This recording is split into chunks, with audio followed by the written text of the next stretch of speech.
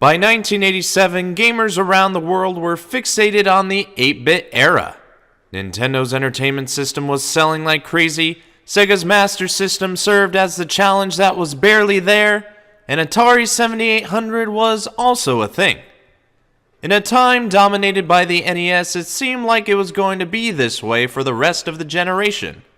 But in fact, a new generation was just beginning.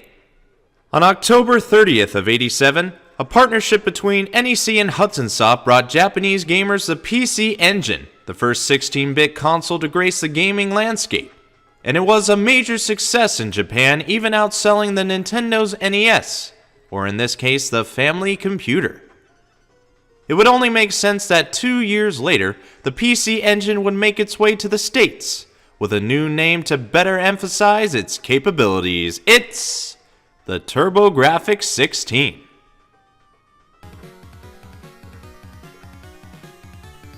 A Japanese computer giant and a gaming company best known for Bomberman come together and create a system that would lead the charge for a new generation of consoles. Too bad it never really caught on over in the US, but it's still a good name for a system. The Turbografx-16 was released on August 29, 1989, as one of the first 16-bit consoles to come to American shores. I do say one of the first because Sega already released their 16-bit Genesis a few weeks earlier. They found themselves to be in early competition before Nintendo would come out with the Super NES and start the almighty console war with Sega, and leaving the Turbografx behind without a single thought of acknowledgement. And that's a real shame too, because it could hold its own against either 8-bit or 16-bit systems of the day. Just not a whole lot of people were able to see that happen. Getting closer to the TG16, we can see its more rectangular body and very bright logo on this side, which doesn't have a whole lot going on for it, but over on the left is the antenna connector and the channel 3 and channel 4 switch. It isn't a lot, I know, but there's a reason for its lack of certain things, and we'll get to that soon. The back is a good starting place to explain my point. For you see here, this is what is called the EXP bus, or at least that's what it's referred to on the bottom. And here you can put certain things like a cover or the turbo booster to add RCA cables to it. Oddly enough, this was made without RCA hookup, which was common for systems nowadays to have, and NEC made gamers buy something extra just to get better quality video, which wasn't the only thing they made you pay extra for. You could even plug in a CD peripheral into the back here, which was one of the first CD consoles, and it's also extremely rare. I'll be sure to find it eventually and review it, but that will take a while. The bottom of the system isn't much to look at, for you see only some FCC and manufacturing information, as well as several screws, a repair line, and directory words to where some inputs are, because if you don't have a turbo booster, you'll probably want to know where the AC adapter is now. The only thing that stands out is the model number, as it's represented by this sticker. I wonder what would happen if you took that off and needed it to be repaired, if NEC gotten suspicious. But moving right along past their logo, we see the sole controller input on the console. Yeah, there was only one, which was insane at the time. Not only that, but you had to pay for an expansion port to get any multiplayer action going. It's weird that you needed to pay so much to get the basics out of this system. Hell, if you wanted your controller to be of longer length, you could pay for that too.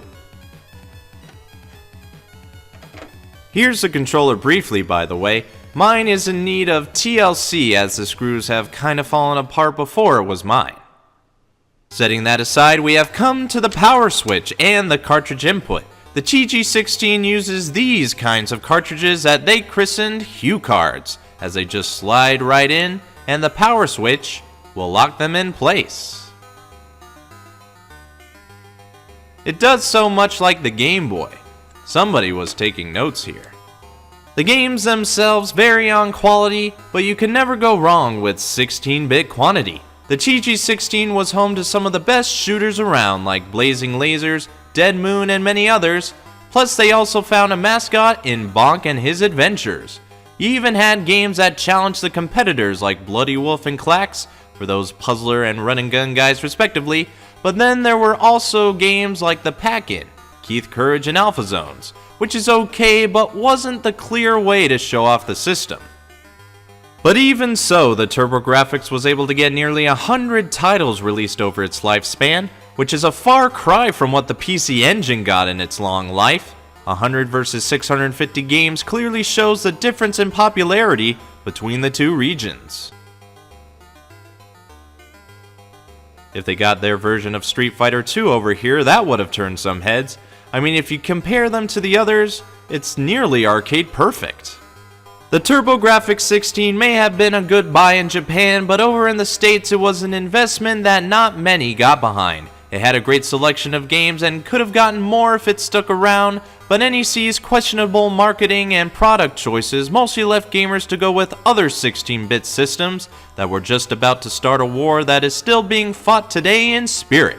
If you so happen to find a TG16 in varying stages of boosting support, or at a reasonable price, this is one you'll need to get so you can see what it was like to play 16 bits for the first time, and see the forerunner for what was to come in the 4th generation of gaming. It's the Turbografx-16.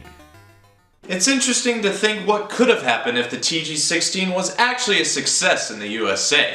Would Nintendo and Sega actually have a third rival? Would we be playing more with Hue cards than CDs? It's hard to tell. But Hue cards weren't the only media to be tried out during this time. And on the next episode, you're going to see one of the only few consoles that used VHS tapes for games. If you think I missed anything, please leave a comment. If you like what you see, leave a like. If you think others could get knowledge out of this, share this video. And if you want to see more, go ahead and subscribe. Now, if you'll excuse me, nostalgia is calling.